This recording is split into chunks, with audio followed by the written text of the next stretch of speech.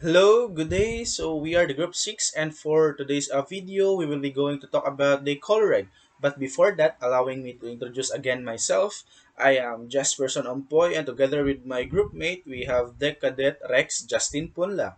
So in this today's topic, we will going to talk about the color, the Convention of the International Regulation for Preventing Collisions at Sea.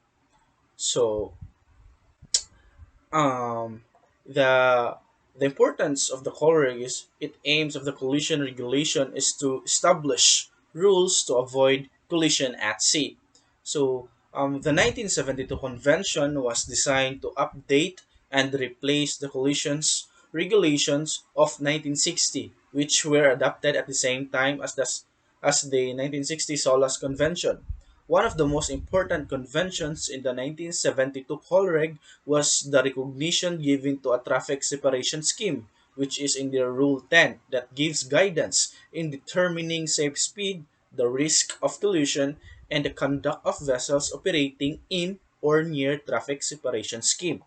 So the Colreg include 41 rules divided into six sections or divided into six parts. We have the part A, the general, the part B, the steering and sailing, the part C, the lights and shapes, the part D, the sound and the lights, the part E, the exemptions, and the last part, the part F, the verification of the compliance with the provisions of the convention. So there are also four annexes containing. So the first one is the technical requirements concerning lights and shapes and their positioning. Number two, the sound signaling appliances. Number three, the additional signals for fishing vessels when operating in close proximity. And the last one, the international distress signal. So we have here the part A, the general. So in the part A, the general, we have the rules number one, two, and three. So the rule one is application. It's all about application. The rule two is all about the responsibility. The rule three is all about the general definition. And in part B, the steering and sailing rules, we have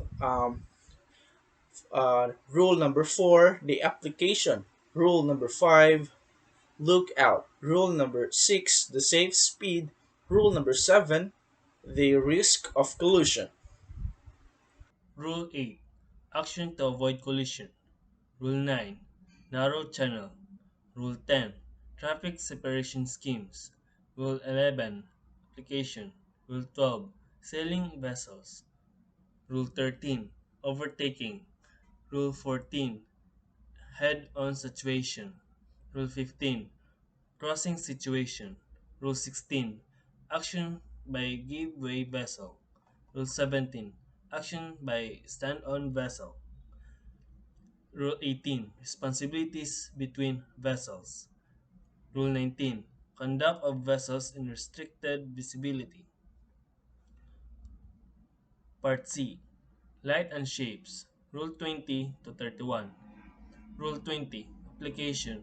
Rule 21. Definitions. Rule 22. Visibility of lights. Rule 23. Power-driven vessels underway. Rule 24. Towing and pushing. Rule 25. Sailing vessels underway and vessels under oars. Rule 26. Fishing vessel. Rule 27. Vessel not under command or restricted in their ability to maneuver. Rule 28. Vessel constrained by their draught. Rule 29. Pilot vessels. Rule 30. Anchored vessels and vessels aground. Rule 31. Seaplanes. Part D. Sound and light signals. Rule 32 to 37. Rule 32. Definition. Rule 33. Equipment for sound signals. Rule 34. Maneuvering and warning signals. Rule 35. Sound signals on restricted visibility. Rule 36. Signal to attract attention. Rule 37. Distress signals. Part E. Exemptions. Rule 38. Say ships which comply with the 1960 collision regulation and were built or already under construction when the 1972 collision regulation entered into force may be exempted from some requirements for light and sound signals for specific periods. Part F. Verification of compliance with the provisions of the Convention. Rules 39 to 41. Rule 39 to 41 were added to allow the organization verification of compliance under the IMO member state audit scheme. And that's all. Thank you.